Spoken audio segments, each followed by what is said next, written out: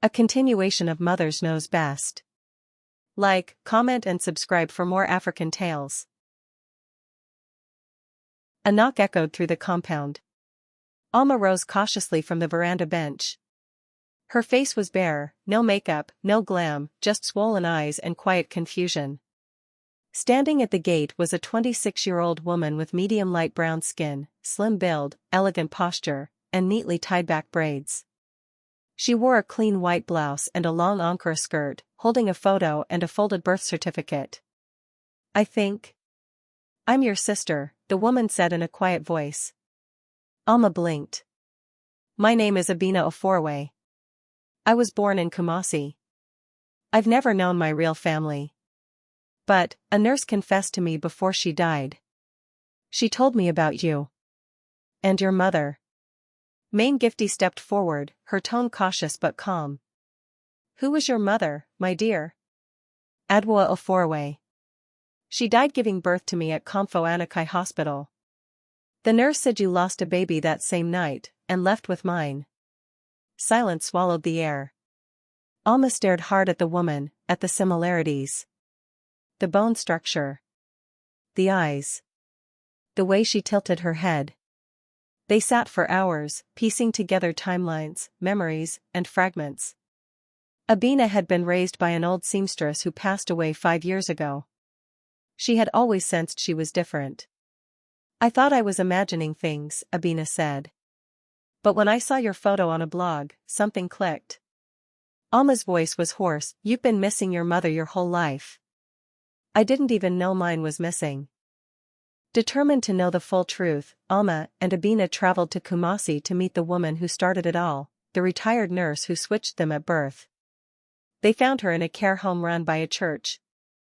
The nurse, now in her 70s, sat in a wheelchair on the porch, a faded rosary wrapped around her wrist. When she saw them, her face paled. "I knew this day would come," she whispered. Alma sat opposite her, anger and curiosity burning in her chest. "You took me from my mother." "Why?"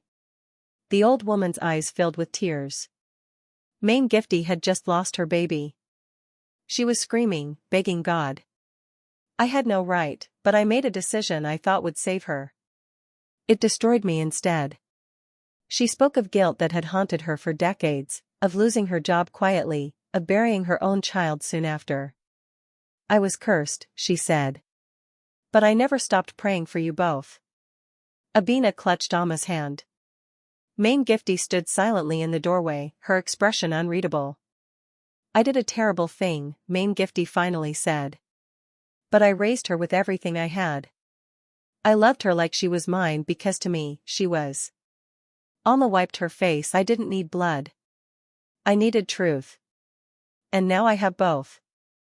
Just as the family began to heal, a new chapter opened. Alma received a call from a lawyer in Kumasi. A man named Jao Foraway, Abina's biological uncle, had left a will. Before his passing, he had learned about the switched birth and spent years trying to find Abina. He died without ever meeting her, but left behind assets in her name, a home, cocoa company shares, and a trust fund. "But there's a condition," the lawyer said. "She must take a DNA test and come to Kumasi in person."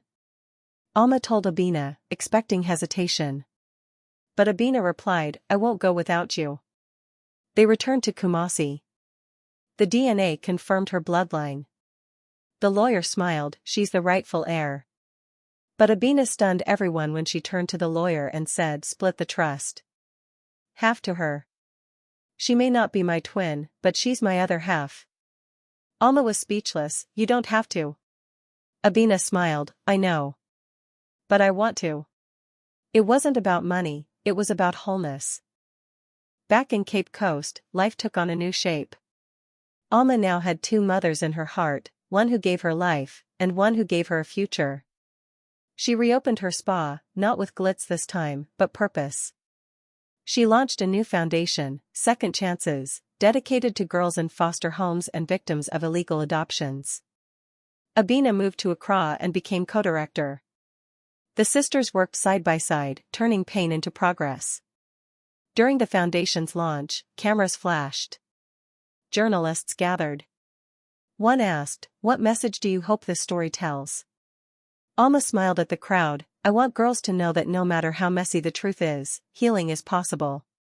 And never underestimate the woman who raised you. That love is deeper than DNA." In the audience, Mame Gifty dabbed her eyes with the corner of her wrapper. Her lips moved in prayer. As the sun set on the compound that had seen so much, one truth lingered. Blood may begin the story, but love finishes it. The end.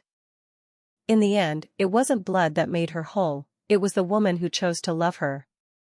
Subscribe for more stories that hit deep.